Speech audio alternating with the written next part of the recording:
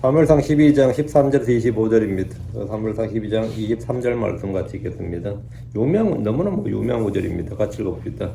또한 나에 관하여 말하자면 너희를 위하여 기도하기를 시험으로 결단코 내가 주께 죄를 짓지 않냐고 내가 선하고 의로운 길을 너희에게 가르치리니 결단코 죄를 짓지 않냐고 여기 결단코 죄를 짓지 않냐고 여기다 한다라요. 또한 나로 말하건대 하나님께서 내가 너희를 위하여 기도하기를 시험으로 주께 죄를 짓는 것을 주께 죄를 짓는 것을 금하셨느니라. 오직 나는 선하고 바른 길을 너희에게 가르치리라. 내가 너희를 위하여 기도하기를 시험으로 주께 죄를 짓는 것을 금하셨느니라. 하나님께서 금하셨다. 주께서 금하셨다. 이렇게 되어 있는데요.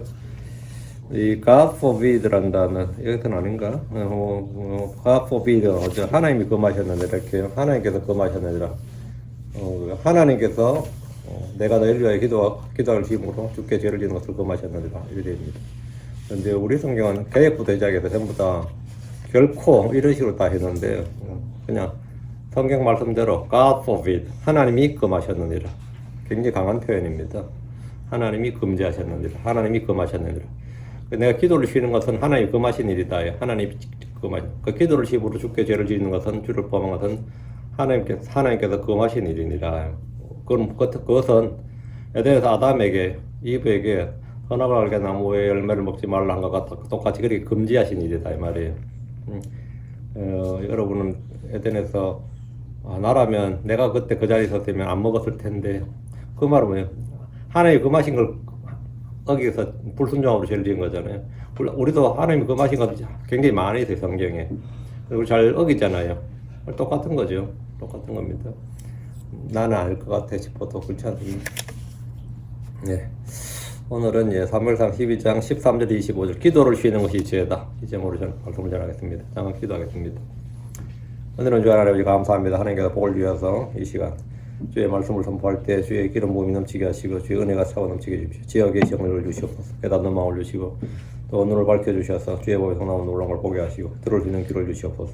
그리고 말씀을 듣는 기쁨 깨닫는 즐거움이 차고 넘치게 해주십시오. 하나님 말씀이 교훈으로 또 아버지 훈계로 경고로 또 본보기로 저희 가운데 각인되게 해주시옵소서. 그래서 저희가 말씀을 통해서 생각이 새로워지고 삶이 새로워지게 해주시고 저희 자신이 변화를 받고 성장하게 해주십시오. 열매 맺는 성도를 되도록 도와주십시오. 아버지 하나님, 늘 저희가 매주 이 습관주로 모이는 이 모임이지만 이것이 그냥 습관, 관습이 아니고 종교적으로의 의식, 행사가 아니라 주 앞에 모두가 있습니다. 아버지 하나님께서 은혜로의 주의 말씀, 법을 베풀어 주십시오. 감사드립니다. 주의 승비합니다. 아멘. 오늘 공부할 말씀은 사무엘이 주께 기름 부어서 왕이 된 사울과 왕을 구한 백성들 앞에서 자신의 무죄를 공개적으로 증언한 후에 그들이 주는 권면과 경고와 훈계의 말씀입니다. 사무엘은 이스라엘의 건국의 아버지들을 알 수 있는 모세와 아론으로부터 지금까지 사사들을 통해서 하나님께서 이스라엘을 구출하셨다는 역사의 사실과 그 덕분에 그들이 이 땅에서 안전히 거하고 있음을 알려줬습니다. 우리의 도움과 안전은 주께로부터 옵니다. 구원은 주께 속한 겁니다. 승리도 주께 있습니다. 이것은 정치 제도나 경제력이나 국방력이나 외교력의 문제가 아닙니다. 역사적으로 이스라엘이 포로가 되고 고통을 받았던 것은 그 때를 자세히 돌이켜보면 군대가 적었어 아니면 경제가 너무 파괴돼가지고 힘이 약해져서 그래 된 게 아니고 언제나 그들이 주를 버리고 주의 법을 버렸을 때 그리고 다른 신들을 따랐을 때 따는 이 공통점이 있습니다. 한결같이 예외가 없습니다. 항상 돌이켜보면 주를 버리고 주의 법을 버리고 바알과 아스다롯을 섬겼을 때 그때 그들은 힘이 약해지고 주변 나라들의 이교도들의 속국이 되고 포로가 되고 종이 되었다. 그들이 원수들에게 패배하고 포로가 된 것은 그들에게 왕이 없었기 때문에 선진적인 그 정치 발전, 정치 제도가 없었기 때문에 가끔 우리나라도 그런 말 하거든요. 정치가 모든 묶는다. 정치가 모든 걸 가로막는다. 이런 말 하거든요. 정치는 삼류가 아니라 사류다 그러고 뭐 그래요. 정치는 사류다. 진짜 한국이 좀 그런 면에 보이죠. 이스라엘도 이 정치가 문제다. 우리는 다른 건 다 문제 없는데 정치가 문제다. 이게 왕을 구한 이유거든요. 다른 나라들과 같은 다른 민족들과 같은 정치 제도가 발전해 있지 않기 때문에 그들이 전쟁에서 패하고 몇 차례나 적국의 그 속국이 된 것이 아니라 그들이 주를 버렸기 때문에, 주의 법을 잊었기 때문에 그렇게 됐다 이거예요. 이스라엘은 그들이 약해진 것과 실패에 대한 정확한 이 원인을 알아야 됩니다. 사무엘이 지금 그 점을 가르쳐주고 있는 겁니다. 이제 왕을 세웠으니까 우리는 다 끝이야. 이제 다 문제 해결됐어. 그거 아니라는 거죠. 왕을 세워 안 세우면 중요한 게 아니다 이 말이에요. 그들은 정치 제도의 문제라고 생각했거나 절대 권력을 지닌 왕이 없고 평소 국경을 지키는 군대가 없기 때문에 그들이 약하다, 전쟁에서 패한다고 생각했겠지만 그것은 진단이 잘못된 겁니다. 진단이 잘못되면 뭐가 되죠? 처방도 잘못되는 겁니다. 진단이 잘못되면 처방도 잘못되는 거죠. 사무엘은 출애굽부터 사사시대의 마지막 사사로 일했던 자기 이름까지 언급해가면서 주께서 그들에게 행하신 일들을 말해주었습니다. 죄로 인해 원수들에게 팔린 백성들이 주 앞에 죄를 시인하고 회개하며 주께 우리가 죄를 지었나이다. 우리가 주를 버렸고 바알들과 아스다롯을 섬겼기 때문입니다. 그러나 이제 우리 원수들의 손에서 구출하소서. 그리하시면 우리가 주를 섬기겠나이다. 이렇게 하면 주님은 그들에게 구원자를 보내주시고 사방했던 그들의 원수들의 손에서 구출하셨습니다. 사무엘은 주께서 그들의 부르짖음에 언제나 응답하였다는 사실을 이렇게 말했습니다. 사무엘상 12장 11절 또 너희를 사방했던 너희 원수들의 손에서 구출하셨느니라. 그리하여 너희가 안전히 거하였느니라. 주 하나님께서 우리를 죄에서 구원하셨습니다. 주님의 구원 사역, 주출은 죄 문제만 국한된 것이 아닙니다. 주님은 우리가 부르짖을 때 모든 시점에 모든 시험에서 구출하십니다. 그런데 사람들은 주님의 도움과 손길이 좋은 시스템을 갖추어 주님의 손길이나 도움 없이 좋은 시스템을 갖추어서 스스로 문제를 해결하기를 바랍니다. 급할 때 기도하는 것이 아니라 언제든지 위기에 대처할 수 있는 힘을 갖추고 싶어 합니다. 언제나 이렇게 위기 때마다 기도해서 문제 해결을 받는 것도 하루 이틀이지. 이건 너무 불안한 삶이고 너무 좋지 않다 이거예요. 안정적인, 여러분 어떻게 생각해요? 불안하지만 어쨌든 하나님께 기도해서 매달려서 하루하루 이겨나가는 게 좋아요. 아니 그런 거 없이 그냥 안정적으로 수입도 안정적이고 모든 게 생활이 안정적이고 뭐 기도를 좀 안 하더라도 뭐 성경 좀 안 읽더라도 그 삶이 그냥 평온하고 안정적이길 원해요. 여러분 어떻게 생각해요? 아마 다 후자를 원할 겁니다. 뭐 어떻게 힘들고 뭐 하더라도 어쨌든 그때마다 기도하고 그때마다 어떻게 하니까 다 하나님께서 해결해 주시더라고요. 이런 삶이 스트레스 받아서 살 수 있겠어요? 응?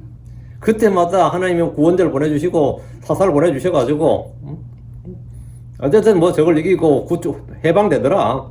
걱정할 거 없더라. 이런 사람도 하루 이틀이지. 그런 거 다 필요 없고 그냥 안정적으로 예측 가능한 그런 삶을 다들 원합니다. 그런 삶을 원해요. 지금 이스라엘도 지금 왕을 구하는 이유가 다 그런 겁니다. 그래서 내가 하나님의 하나님의 도움, 하나님의 손길, 하나님 막 부르짖어 그때마다 부르짖고 막 애를 써가지고 어떻게 되는 것보다는 그냥 우리가 위기에 대처할 수 있는 힘을 좀 평소에 기르자. 응? 언제까지 그렇게 맨날 기도만 하고 무릎 꿇고 살 수 있겠느냐? 응? 그냥 우리가 힘을 기르자는 거예요. 주님께 기도하고 부르짖는 내신에 스스로의 힘을 길러서 문제를 극복하고 싶어하는 건 인간의 본성입니다. 이스라엘도 계속되는 적들의 위협과 전쟁 위협에서 그런 제도적인 안전장치를 원했습니다. 그들은 이스라엘의 왕을 세우고 군대를 갖는 것이 최선이라 생각했습니다. 이에 대해 사무엘은 왕을 구하는 것이 죄요 악임을 분명히 선포했습니다. 그러나 그들은 아니니다. 오직 하나님이 우리를 통치해야 하리이다 라면서 사무엘의 제안을 일거에 거절하고 무조건 왕이 있어야 된다. 하나님 그들이 구하는 왕을 주었습니다. 하나님의 선하신 뜻과 받아주신 뜻, 기뻐하시는 뜻이 완전한 뜻은 아니었지만 그들의 요구를 받아주셔서 왕을 세웠습니다. 하나님은 사울을 백성들이 구하는 왕으로 제시해 주셨습니다. 당대 사울은 성품이 사악하거나 비열한 사람이 아니었습니다. 사울은 이스라엘에서 가장 키가 크고 인물이 준수한 사람. 누가 봐도 야 왕의 제목이다. 누가 봐도 참 왕으로 손색이 없는 사람이다. 이런 사람이었습니다. 생선을 구하는데 뱀을 주는 아버지가 없고 빵을 구하는데 소를 주는 아버지가 없듯이 하나님은 비록 그들이 주의 뜻에 어긋나는 이 잘못된 것을 구했지만 가장 좋은 사람, 가장 뛰어난 사람을 어쨌든 왕으로 주셨습니다. 이게 하나님 성품이죠. 자, 본문 보겠습니다. 13절. 그러므로 이제 너희가 택하였고 너희가 바랐던 그 왕을 보라. 또 보라. 주께서 너희를 통치할 한 왕을 세우셨느니라. 선견자 사무엘이 오늘 이스라엘의 공식적으로 왕이 세워졌음을 선포했습니다. 그동안 백성들을 재판했던 사사의 직무를 은퇴하게 된 겁니다. 그러므로 이제 너희가 택하였고 너희가 사무엘을 봤을 때 이게 왕이라고 했을 때 너희가 전부 다 오케이 했다 이거예요. 그래서 너희가 택하였고입니다. 그러므로 이제 너희가 택하였고 너희가 바라던 그 왕을 보라. 여기서 사무엘은 사울을 하나님 택하셨고 하나님이 기름 부으셨던 그 왕을 보라 이렇게 말하지 않고 하나님 택하셨고 하나님이 기름 부으신 왕을 보라 이게 아니고 너희가 택하였고 너희가 바라던 그 왕 이렇게 말했습니다. 이걸 분명히 지금 하는 겁니다. 너희가 택하였고 너희가 바라던 그 왕에서요. 사사들은 모두 주께서 직접 부르시고 택하셨습니다. 예를 들어 기드온은 주의 천사가 직접 와서 그를 사사로 불렀습니다. 삼손은 태어나기도 전에 이미 택함을 받았습니다. 사무엘도 어려서 주의 택함을 받은 사사였습니다. 그러나 사울은 이전의 사사들과 달리 이스라엘 백성들이 사무엘에게 와서 왕을 달라고 요구해서 주님이 허락하신 왕입니다. 그리고 그들에게 사무엘이 그들의 앞에서 몇 번이나 사울을 그들의 왕으로 제시를 했어요. 그래서 그들이 드디어 이제 인정을 한 거죠. 오늘 이제 완전 왕으로. 그래서 너희가 택한 왕이다 이거예요. 그 사무엘이 와서 왕을 달라고 요구해서 하나님께서 주님 허락하신 왕이 사울입니다.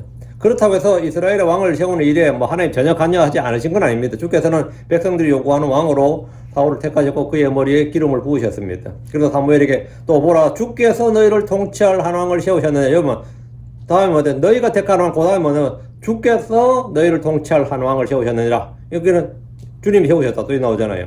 사울 왕은 사무엘이 보여준 본을 따라서 의롭게 주를 두려움으로 주의 양떼를 섬기고 본이 되어야 됩니다. 뇌물을 받지 않고 재판을 굽게 하지 않아야 됩니다. 주께서 주신 힘과 지위와 신분과 권력을 양떼들 위해 군림하는 데 쓰지 말고 섬기는 데 사용해야 됩니다.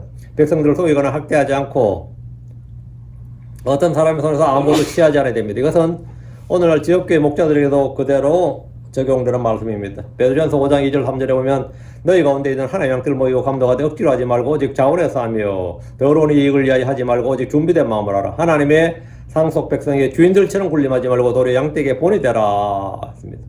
이스라엘은 신정일치 국가였기 때문에 왕이나 통치자가 같은 이 통치자 그 룰러들이 뭐 천부장 백부장도 마찬가지고요. 그 제사장이나 이 통치자들이 회중의 회중들 그 양떼들의 목자가 되는 겁니다. 신정일치 국가니까 그래요. 신정일치 국가는 정치인이 뭐가 되는 거예요? 목사예요. 정치인이 건 목자라고. 그 왕이 최고의 목자가 되고 그 밑에 통치자들이 전부 다 양떼를 먹이는 목자라고 해요. 그 구에서는 그게 굉장히 많이 나오죠. 목양자가 나온 게 전부 다 통치자들입니다. 통치자 아니면 목양자가 아닌 겁니다. 통치자가 목양자예요. 신정일치 국가에서 다 그렇죠. 지금 이란 같은 나라도 이란의 최고 통치자가 누구예요? 이란에 있는 무슬림 교회 대빵이 이스라엘 정치 최고 권력자예요. 중세 교황도 마찬가지죠. 교회 수장이 뭐가 되는 거죠? 왕을 능가하는 거예요. 그 교황이잖아요. 교황이잖아요. 영국이 킹잼성이 우리 영국의 로마 교황청으로서 독립하기 위해서 선포한 게 뭐예요? 그게 수장령이에요. 영국은 로마 교황이 영국 교회의 머리가 아니라 영국 왕이 영국 교회의 머리다. 이게 영국 왕이 영국 교회의 머리다. 영국 왕이 영국 교회의 뭐다? 최고 대빵이다 이거야. 정치와 정교가 일치하는 거죠. 그때는 정치 지도자가 최고 종교 지도자가 되는 거예요. 이스라엘은 구약 내내 그랬습니다. 정치 지도자가 종교 지도자예요. 그 다윗이 목자고 솔로몬이 목자고 사울이 목자예요. 주님의 양떼 목자라고. 그러니까 이들이 회중들 양떼 목자들입니다. 사무엘이 목자였듯이 사울왕이나 다윗왕이나 뒤에 쭉 이어진 왕들도 모두 양떼 목자요 감독입니다. 하나님은 사울을 이스라엘 통치할 왕 대장으로 세우셨습니다. 14절. 만일 너희가 주를 두려워하고 그분을 섬기며 또 그분의 음성에 순종하고 주의 명령을 대적하여 반역하지 않는다면 그때는 너희와 너희를 통치하는 왕도 모두 계속해서 주 너희 하나님을 따르리라. 사무엘은 백성들이 전에 왕을 구할 때 왕의 규례에 대해서 가르침을 줬습니다. 백성들에게 부과될 군역과 세금과 노역 등에 대해 알려주었고 책으로 써서 그것을 주 앞에 두었습니다. 지금부터 왕정체제가 된 이스라엘 백성들이 해야 될 일이 이겁니다. 주를 두려워하고 그분을 섬기며 그분의 음성에 순종하고 주의 명령들을 대적하여 반역하지 않는 겁니다. 그들이 이를 계속한다면 그들의 왕도 백성도 모두 계속해서 주 하나님을 따르게 될 겁니다. 태생적으로 사울 왕은 백성들의 여론과 민심과 압력에 취약할 수밖에 없었습니다. 연방국가인 이스라엘에서 가장 작은 지파 출신의 사울이 어느 날 갑자기 왕으로 통치하면 백성들의 눈치를 보지 않을 수가 없는 구조였습니다. 그렇기 때문에 백성들은 주를 두려워하고 그분을 섬기며 그분의 음성에 순종하고 주의 명령을 대적하여 반역하지 않는 것이 가장 중요합니다. 그래야 왕도 계속해서 주를 따르게 되고 백성들도 그들의 왕과 같이 주를 섬기게 됩니다. 다음에로 왕국이 헤어지는 이날 그들이 주를 떠나지 않도록 경고했습니다. 아무리 제도가 좋아도 주를 두려워하지 않으면 누구나 다 망합니다. 주를 섬기지 않고 그의 음성에 순종하지 않으면 그 왕국은 멸망합니다. 이는 우리도 마찬가지입니다. 15절. 그러나 만일 너희가 주의 음성에 순종하지 아니하고 도리어 주의 명령을 대적하여 반역하면 그때는 주의 손이 너희 조상들을 대적한 같이 너희를 대적하리라. 그 이스라엘이 왕을 가진 왕국이 된 후에 만일 주의 음성에 순종하지 않고 도리어 주의 명령을 대적하여 반역하면 그때는 어떻게 되느냐 이거. 율법의 저주와 책에 기록된 저주와 심판과 징계가 그들 위에 임합니다. 그때는 주의 손이 너희 조상들을 대적한 같이 너희를 대적하리라. 그들은 왕을 시험으로 신정국가에서 세속국가로 전환을 이루었다고 생각할 수 있겠지만 여전히 그들은 주의 손 아래 있고 율법 아래 있다는 사실을 말해준 겁니다. 사울이 왕이 되어서 왕정 통치, 세속 통치 국가가 되었기 때문에 이제 더 이상 주의 율법은 우리를 지배하지 않는다고 생각한다면 오해요, 오류입니다. 이스라엘은 왕이 있건 없건 간에 그들은 모두 주의 법 아래 있습니다. 주께서는 그들이 주의 음성에 순종하지 않고 주의 명령을 대적하여 반역하면 그때는 주의 손이 그들을 대적할 것입니다. 주의 징계, 주의 심판, 주의 형벌과 저주는 여전히 유효합니다. 그들이 왕을 세웠다고 해서 주를 섬기는 일에서 달라질 것은 전혀 없습니다. 안식일 준수는 물론이고 성전규례, 음식규례, 절기 준수, 희생물, 제사장 체계는 전혀 달라지지 않았습니다. 그냥 왕만 세워진 것뿐입니다. 그리고 그들이 지켜야 할 주의 법 모두 철저히 순종해야 됩니다. 오늘날 우리는 주의 법, 주의 명령을 배우고 지켜야 됩니다. 율법 아래 있지 않아도 율법 속에 있는 사랑과 긍휼과 자비와 믿음 같은 율법의 더 중대한 것들은 여전히 유효합니다. 주의 명령을 지키는 것이 주를 사랑하는 것입니다. 16절. 그러므로 이제 서서 주께서 너희 눈앞에서 행하실 이 큰 일을 볼지니라. 예. 사무엘은 그날에 이스라엘과 그들의 왕 앞에서 주께서 행하실 큰 일을 보라고 했습니다. 주님은 왕을 세운 그날의 백성들에게 천사를 보내서 축하한 것이 아닙니다. 주의 예언자들이 입을 통해서 덕담을 한 것도 아닙니다. 그들의 왕을 준 그날에 주님은 그들에게 왕을 구한 그들의 죄에 대해서 엄히 경고를 주었습니다. 그들은 그날 모두 사울 왕을 두고 기뻐했지만 주께서도 함께 기뻐하신 것이 아닙니다. 때로 우리는 기도한 것을 받은 기쁨이 넘칠지라도 주께서 그 일을 전혀 기뻐하지 않으시는 일이 있습니다. 지금 백성들은 오늘 왕을 세워서 막 희생물 드리고 기뻐했죠. 근데 주님은 전혀 기뻐하지 않으셨다 이거. 17절. 오늘은 밀을 수확하는 때가 아니냐. 내가 주를 부를 것이요 이에 그분께서 천둥과 비를 보내시리라. 이로써 너희가 너희를 위해 한 왕을 구함으로 주의 눈앞에서 너희가 행한 너희의 사악함이 크다는 것을 알고 크다는 것을 너희가 깨닫고 알지니라. 사울이 왕이 된 이날은 이스라엘의 밀을 수확하는 때였습니다. 이스라엘의 절기는 모두 수확과 깊은 연관이 있습니다. 첫 열매를 주께 바쳐야 하기 때문입니다. 이 보리 수확하면 보리 수확의 첫 열매, 밀은 밀 수확의 첫 열매, 또 뭐 포도나 이런 거, 과일은 과일 밭에서 나는 수확의 첫 열매. 이게 굉장히 중요합니다. 보리 수확이 먼저 있죠. 이것은 6월절과 무교절이 지난 첫 안식일에 있습니다. 그러니까 예수님 죽으신 지 셋째 날, 예수님 죽으시고 부활하셨죠. 그러면 그러고 나서 셋째 날, 부활하신 그날이 첫날이 되죠. 부활하신 날. 그게 첫 열매 명절이에요. 초실제라고 그러죠. 한국 사람들 이게 맥추절이라고 그러는데 맥추절 또는 초실제라고 부르는 것은 첫 열매를 드린 날입니다. 보리 수확과 연관이 있습니다. 그 다음에 6, 7월에 밀을 수확합니다. 오순절은 밀 수확과 연관되어 있습니다. 밀을 수확하는 때란 말은 이때가 비가 오지 않는 시기다. 건기다 이 말이에요. 이스라엘 우기와 건기가 딱 나눠져 있습니다. 이른 비와 늦은 비라 그래서 그때 비가 오는 우기에는 비가 오고 건기에는 비가 안 와요 전혀. 지금은 밀을 수확하는 때가 아니냐 이 말은 지금은 건기고 비가 오지 않는 때다 이 말이죠. 당연히 뭐 이거 상식이고. 그 이스라엘의 기후 특성상 그 유대력으로 1월달 지금쯤 이제 태양의 3, 4월에부터 이제 유대력 6월까지는 건기입니다. 그리고 이제 유대력 7월부터 T-시력을 그러는데 유대력 7월부터 9월 플러스 2하면 되거든요. 2에서 2.53 음력이기 때문에 유대력 7월이니까 한 9월부터 그때부터 이제 비가 와요. 비가 되면 땅이 부드럽게 되는데 이것을 이른비라 그럽니다. 그리고 니산월 수확 전에 내리는 늦은 비는 들에 있는 보리와 밀의 결실을 풍성하게 합니다. 하나님께서 이른비와 늦은 비를 주시겠다고 하셨는데 그 사이에는 비가 전혀 없는 건기입니다. 그래서 사무엘은 지금 주를 부를 것이라고 합니다. 지금 주를 부른다. 그럼 주를 불러 주님께서 하늘로부터 뭐 축하 사절을 따라 보내고 드디어 너희가 왕정 국가가 되었구나. 내가 너희를 축복하노라. 뭐 이스라엘 영원하라. 그러고 이런 게 아니고 지금 사무엘이 지금 주를 부르는데 주를 부른다 기도한다는 말이죠. 사무엘이 지금 백성들 앞에서 왕 앞에서 기도를 하면 밀을 수확하는 지금 이 시기에 주께서 천둥과 비를 보내신다는 거예요. 망했네. 지금 천둥과 비를 보내시면 어떡해? 지금은 우기가 아닌데, 땅을 갈아야 될 때가 아닌데, 밀을 수확했는데 그때 비가 내려버리면 뭐 엉망이 되는 거죠, 농사가. 응? 비를 보내신다고 해. 이것은 초자연적 이적이고 표적입니다. 그것도 예고해서 내가 기도해서 비를 내리겠다 그러면 완전 난리 나는 거 아니에요. 응? 이건 단순한 자연현상이나 이상기후가 아니라 지금 주님이 그들에게 보여주시는 표적이라는 거예요. 이 표적의 목적이 뭐냐? 이로써 너희가 너희를 위해 한 왕을 구함으로 주의 눈앞에서 너희가 행한 너희의 사악함이 크다는 것을 너희가 깨닫고 알지니라. 밀을 수확할 이때에 사무엘이 예고한 대로 그가 기도함으로 천둥과 비가 내린다는 것은 분명히 표적입니다. 이 표적을 통해 그들은 왕을 구한 일이 주의 눈앞에서 악한 일이고 큰 죄라는 사실을 깨닫고 알라는 겁니다. 사울은 왕이 된 이날 자신이 어떻게 왕이 되었는지 하나님의 뜻은 무엇인지 직접 보게 되었습니다. 야, 내가 왕이 되긴 되는데 완전히 첫날부터 뭐죠? 이건 오늘 징조가 안 좋잖아. 이게 표적이잖아, 표적.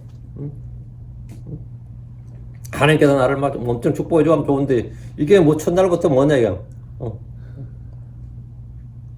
사울은 자신이 왕이 된 것이 주의 기뻐하신 뜻이나 완전한 뜻이 아님을 알고 겸손해야 됩니다. 백성들도 이날 왕을 구한 일이 얼마나 사악한 일인지 깨닫고 알아야 됩니다. 구하는 것을 얻었다고 만족하고 좋아할 일이 아닙니다.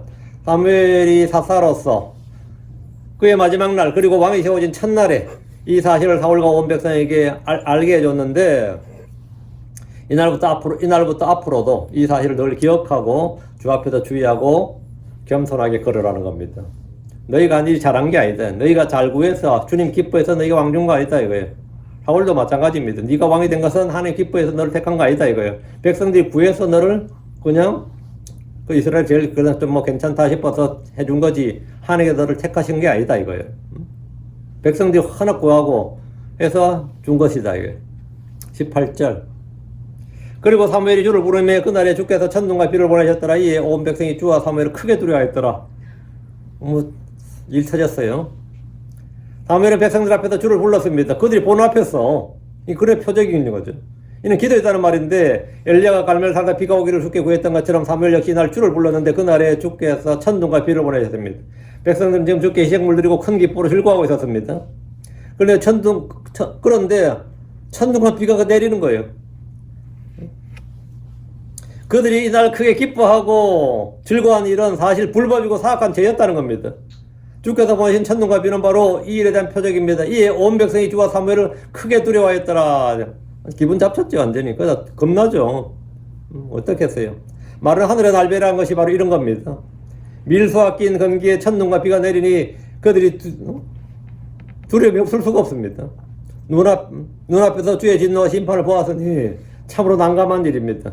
지금 와서 후회하고 돌이킨 일도 좀 늦었습니다. 뭔가 좀 이상합니다. 그렇게 왕을 달라고 했다가 비가 내리니까 이제 왕 필요 없다고 우리 왕 필요 없다고 사울님도 그냥 집을 가라고 지금 이러기도 좀 어때요? 사실은 뭐 그렇게 해야겠는데 그럼 우리가 왕을 안 구하겠습니다. 패하겠습니다. 사울도 일상으로 돌아가라. 우리도 일상으로 돌아가겠다. 이전과 같이 하겠다. 뭐 이랬으면 제일 좋겠지만 그런 회개 열매를 맺긴 지금 좀 늦었죠. 19절 그리고 온 백성이 사무엘에게 말하였더라. 당신의 종들을 위해 주 당신이 하나님께 기도하여 우리가 죽지 않게 하소서. 이는 우리가 우리의 모든 죄에다 우리를 위해 왕을 구하는 이 악을 다하였기 때문입니다. 백성들이 날 이것이 악이라는 걸 확실히 알게 된 거예요. 이게 사악한 일이라는 거를. 백성들은 두려움에 떨며 사무엘이 그들을 위해 주께 중보기도 해줄 것을 구했습니다. 당신의 종들을 위해 주 당신이 하나님께 기도하여 우리가 죽지 않게 하소서. 일러 우리 천둥이 내려쳐가지고 불로 다 죽는 거 아닌가요 말이죠. 비가 쫙 내리고 우리가 비가 다 맞았고 땅바닥에 비가 흥건하죠. 사막에. 그죠? 근데 딱 잠깐만 지났다고 물이 확 빠지는데 그때 천둥이 바닥에 치면 어떻게 될 것 같아요? 다 통곡이 되는 거예요.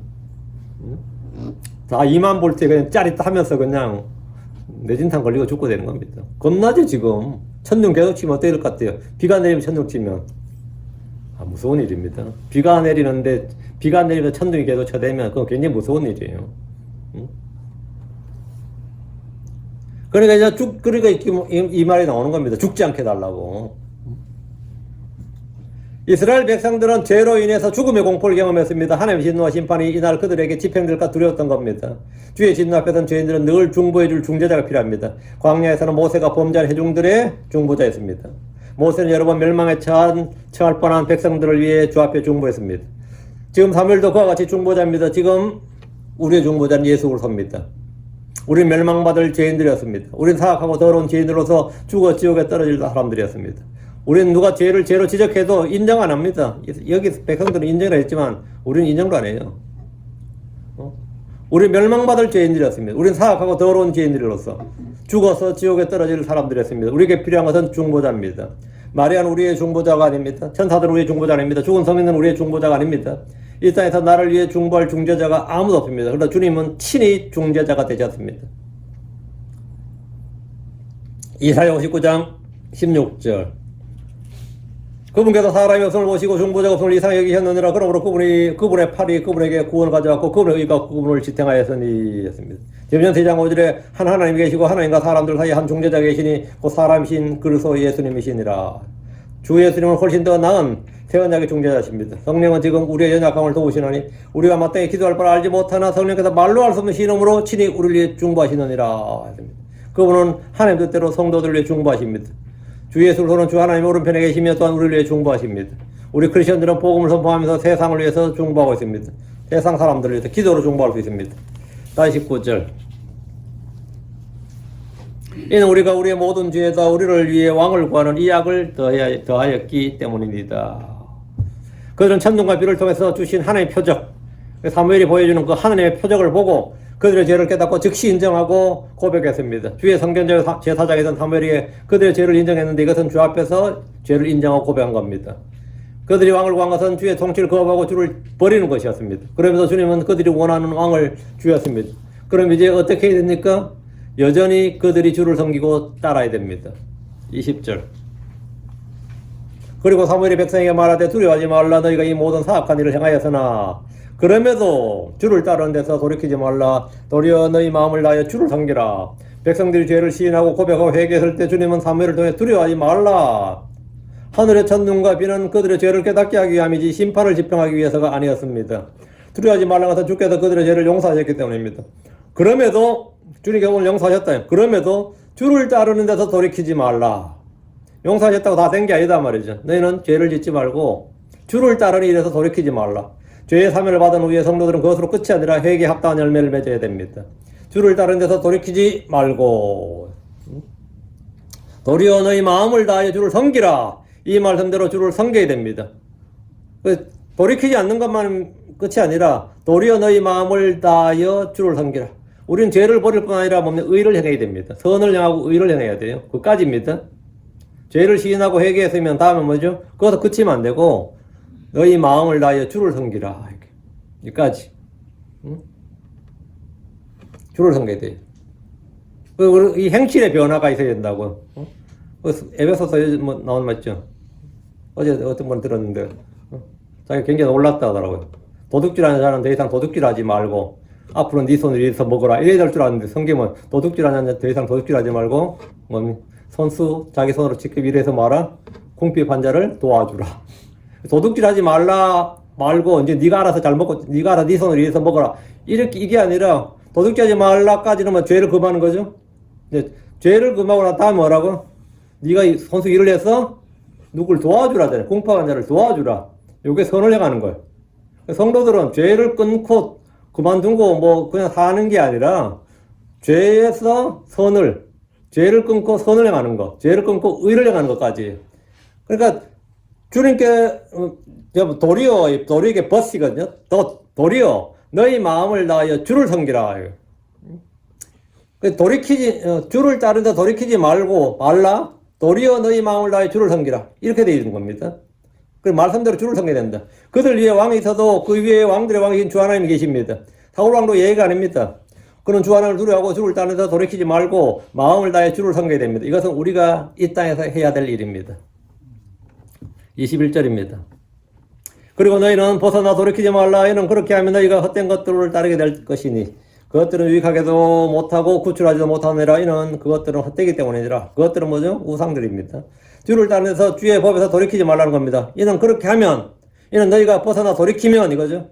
이스라엘 주의 율법을 벗어나 돌이키면 즉시 타락하게 됩니다. 죄를 짓게 됩니다. 우상을 숭배하게 됩니다. 헛된 것을 따르게 됩니다. 세상과 육신을 따르게 되고 이 교도들의 풍습을 따르게 됩니다. 우리가 주의 말씀에 벗어나서 돌이키면 즉시 육체의 정욕을 따르고 공중 권세 잡은 자 영을 따르고 세상의 친구가 되고 자기 욕심과 이익을 따르게 됩니다.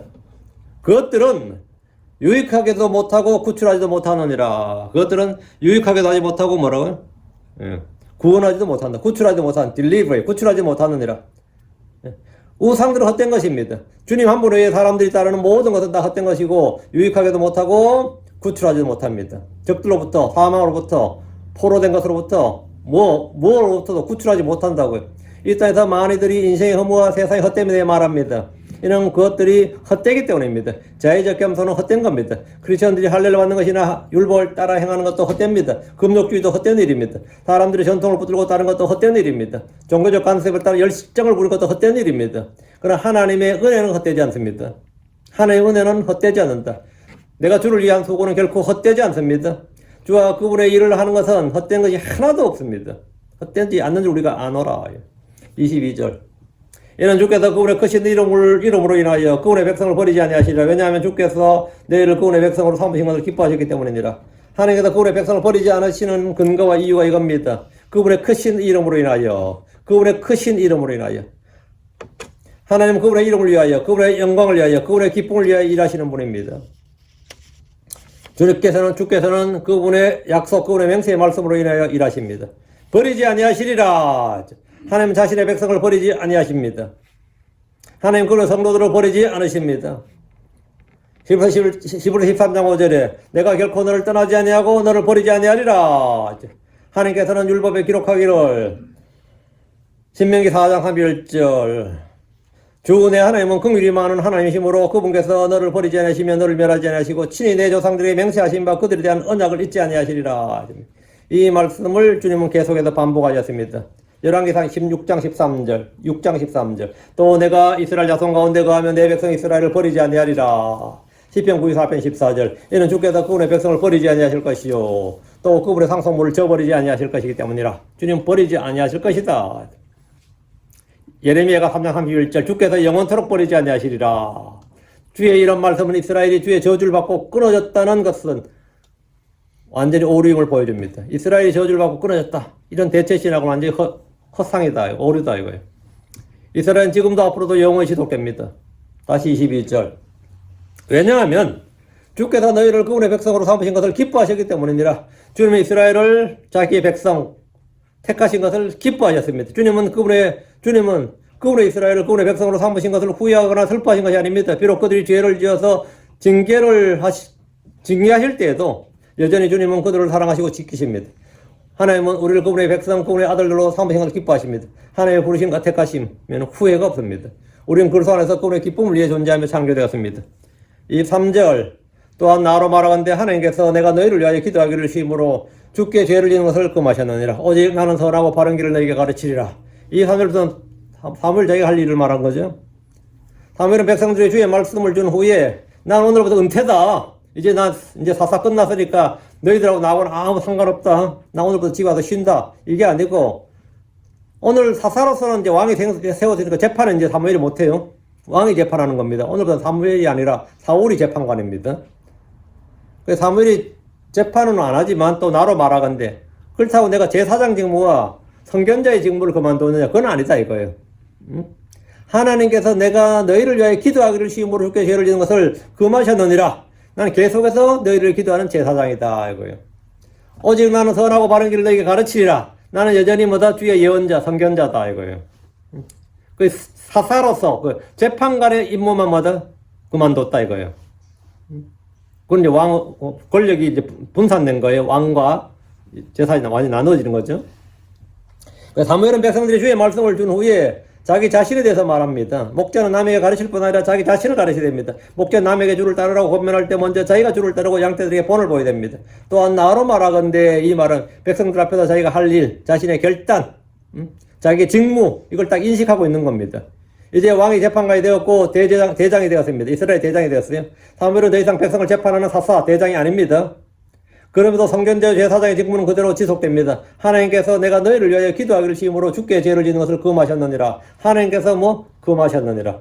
하나님께서 금하셨느니라. 사무엘은 주의 말씀을 선포하는 선견자로서 사역뿐 아니라 백성들을 위해 기도하는 중보 사역자입니다. 사무엘의 중요한 사역이 중보기도입니다. 사무엘이 백성들을 위해 끊임없이 기도하겠다는 겁니다. 그가 기도를 쉰다면 그것은 주께 죄를 짓는 겁니다. 우리는 여기서 하나님께 금하셨느니라. God forbid. 하나님께서 금하셨느니라. 이 말씀을 봅니다. 이곳은 부패한 현대 여건들에서 모두 결코 그럴 수 없느니라. 이렇게 변개해버렸습니다. 킹제임스 성경을 추구하는 한글 성경들도 놀랍게도 이 부분은 그냥 따라갔습니다. 나 이해가 안 되는데 20년이 지나고 지금 30년이 지났는데도 고쳐지질 않아요. 이거는 제가 처음에 교회를 볼 때부터 이거 아니라고 했는데 그때는 내가 대학생이었으니까 완전히 묵살당했고 그 이후로도 계속 그냥 관성 같아요. 안 고쳐지더라고. 역부이 바뀌고 다음에 권역이 나오고 금정역이 나오고 지금 이거 근본역까지 나왔는데도 이 근본역 번역하신 분은 저한테 선배거든요. 몇 대 선배인데 잘 알죠. 이거 보고 깜짝 놀랐어요. 굉장히 성경을 잘 믿는, 제가 처음 킹제임스 성경 알고 이제 갔을 때 만났던 형제 목사님이죠. 목사님인데 이런 구절을 보면 저도 깜짝 놀랐어요. 왜? 이것도 안 고쳐졌네? 이거 안 고쳐졌네? 이거라고. 사무엘은 쉬지 말고 기도하라는 주의 말씀에 따라 중보기도의 사역을 했습니다. 우리는 영적 제사장들이고 왕가의 제사장으로서 밤낮으로 기도하는 일을 그치지 않아야 됩니다. 다시 3절. 오직 나는 선하고 바른 길을 너희에게 가르치리라. 선견자 사무엘은 백성들을 위해 기도하는 일과 더불어 할 일이 있는데 주의 말씀을 가르치겠다 이거예요. 내가 사사로서 너희를 재판하는 일은 이제 왕이 하겠지만 오늘부터 가르치는 일, 성결 가르치는 일은 뭐라고요? 계속 한다 이거, 죽을 때까지. 사무엘은 선하고 바른 길을 가르치겠다고 한 대로 남은 날들은 성결 가르치는 일과 예언자들의 무리를 길러낸 일에 전념했습니다. 어느 시대에나 성경교사들이 많이 필요합니다. 구약에서는 선하고 바른 길을 하면 주의 길, 의의 길은 율법을 말합니다. 목자들은 선하고 바른 길을 양들에게 가르쳐야 됩니다. 의의 길, 생명의 길, 진리의 길을 가르쳐야 됩니다. 예수님은 가르치셨습니다. 사도 바울은 이방인의 사도이며 교사였습니다. 교사였어요? 티처였다고. 그는 가르치고 또 가르치셨습니다. 가르치고 또 가르치셨어요.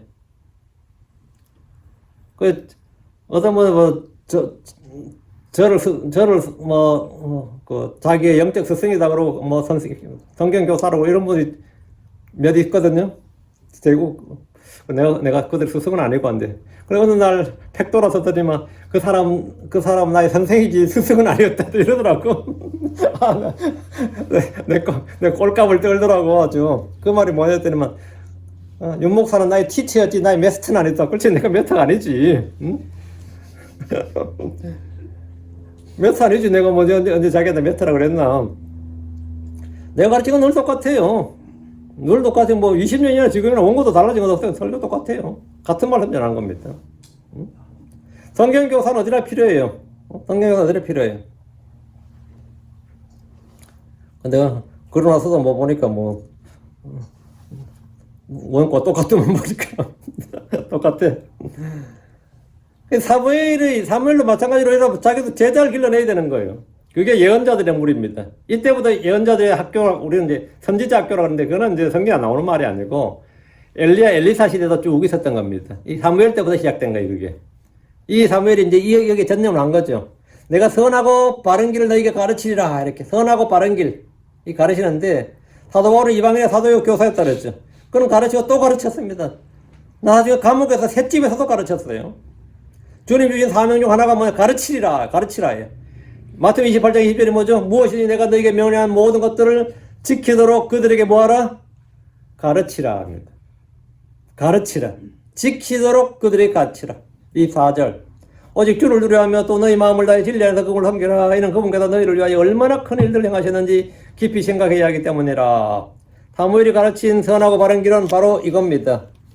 오직 주를 두려워하며 너희 마음을 다해 진리 안에서 그분을 섬기라. 이거예요. 진리 안에서 그분을 섬기라 합니다. 전통 안에서 아닙니다. 진리 안에서요. 교회법 안에서 아니에요. 진리 안에서. 진리의 말씀, 진리의 법, 그 진리 안에서 주를 섬기라고요. 오직 주를 두려워하며 또 너희 마음을 다해 진리 안에서 그분을 섬기라. 우리가 예배를 드릴 때도 진리 안에서입니다. 영과 진리. in spirit and in truth. 여기서 in truth, 진리 안에서 그분을 섬기라. 주의 백성들 첫 번째는 주를 두려워하는 겁니다. 둘째는 마음을 다해 진리 안에서 그분을 섬기는 겁니다. 셋째, 주께서 행하신 큰 일들을 기억하는 겁니다. 주께서 큰 일, 얼마나 큰 일들을 행하셨는지, 얼마나 큰 일들을 행하셨는지 기억하는 거예요. 지금 24절이 이런 그분께서 너희를 위하여 얼마나 큰 일들을 행하셨는지 깊이 생각해야 하기 때문이니라. 주님이 나를 위해서 행하신 일들을 깊이 생각하는 겁니다. 나를 위해서 행하신 일들이 뭔가요?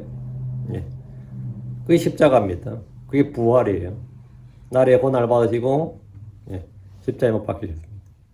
그리고 묻히시고 성령 역사로 셋째 날 다시 일어났습니다. 이렇게 했습니다. 나를 위하여 얼마나 큰 일들을 행하셨는지 깊이 생각하라. 그래서 나에게 죽음의 두려움을 싹 다 제거해 줬습니다. 허물을 싹 다 제거해 줬어요.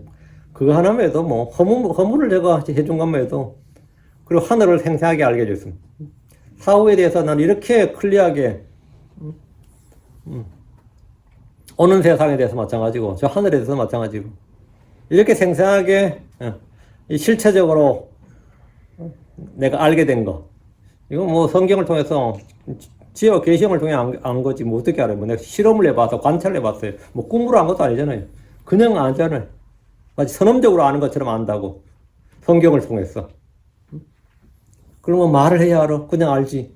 그냥 아는 건 아니에요. 하나님의 말씀을 통해 안 거지. 지혜와 계시형을 통해서 그 말씀으로 알게 된 겁니다. 주님께서는 우리에서 얼마나 큰 일들을 행하셨는지 깊이 생각해야 하기 때문이라.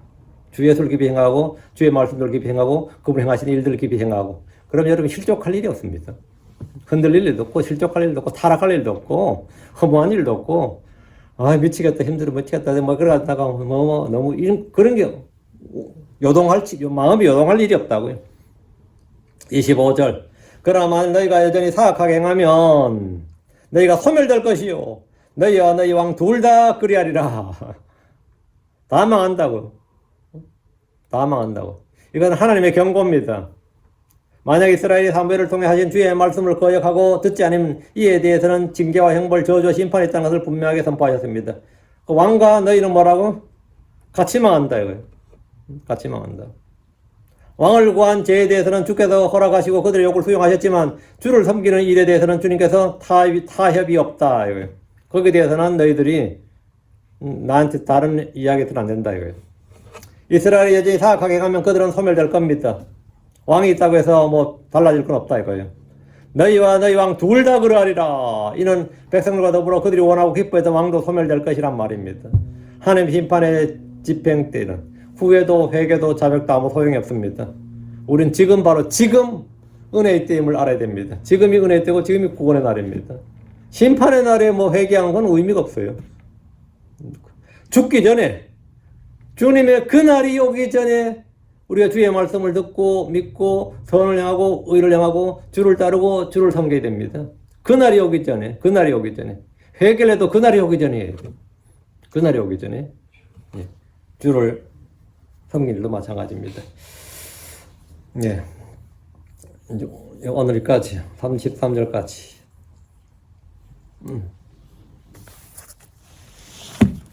기도하겠습니다. 이대적으로 간절하는 감사합니다. 하나님 주의 말씀을 선포해야 됩니다. 선포된 모든 말씀들이 성도들 마음속에 잘 전달되게 하시고 말씀을 잘 받아서 마음에 보고 쌓아두게 주십시오. 저희가 이 구약이 우리의 본보기로 또 우리의 훈계와 배움을 기록되었다고 해서 아버지 여기서 잡초온 것들을 많이 배우고 경고를 받게 하여 주시고 또 주의 두려우심을 알고 평생도록 주를 따르고 섬기는 일에 한치의 소홀함도 빈틈도 없게 하여 주시옵소서. 사랑하는 아버지 하나님 주님의 은혜가 늘 저희와 함께 하시고 주의 평강의 지혜를 다스려 주십시오. 주의 성령께서 저희 마음을 충만케 하여 주시고 저희가 늘 주를 바라보고 또 주께서 어떤 분이신지 누구신지 또 주의 말씀을 기억하고 주께서 우리를 위해서 행하신 큰 일들을 깊이 생각할 수 있도록 해주십시오. 그래서 저희가 생각의 열매를 맺게 하시고 늘 생각을 건전하게 해주시고 마음의 변화를 받게 해주십시오. 감사드립니다. 주의 성기도합니다. 아멘.